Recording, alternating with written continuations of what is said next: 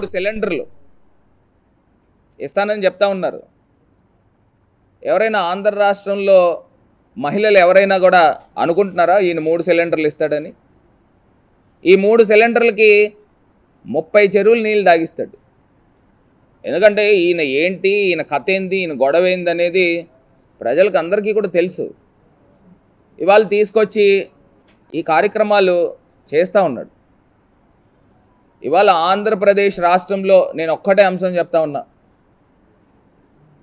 ఇప్పుడు election code వచ్చే టైంకో లేకపోతే నెక్స్ట్ ఎలక్షన్ వచ్చే టైంకో ఎన్నికల సమయం టైంకి నాకు తెలిసి ముఖ్యమంత్రి గారు డీబీటీ ద్వారా డైరెక్ట్ ట్రాన్స్ఫర్ రూపాయల్లో ఆంధ్రప్రదేశ్ రాష్ట్రంలో ఆయన ఒక బటన్ నొక్కితే 3 లక్షల కోట్లు దగ్గరగా ప్రజలకి ఖాతాల్లోకి వెళ్ళింది. డైరెక్ట్ మనీ బ్యాంక్ ట్రాన్స్ఫర్స్ ద్వారా. ఇప్పుడు దాకా ఆంధ్రప్రదేశ్ స్వాతంత్రం వచ్చి 75 సంవత్సరాలు అవుతుంది, 77 సంవత్సరాలు అనుకోండి. ఈ 77 సంవత్సరాల దాకా వచ్చిన ముఖ్యమంత్రులు ఒక లెక్క, జగన్మోహన్ రెడ్డి గారు పరిపాలన 5 సంవత్సరాలు ఒక లెక్క.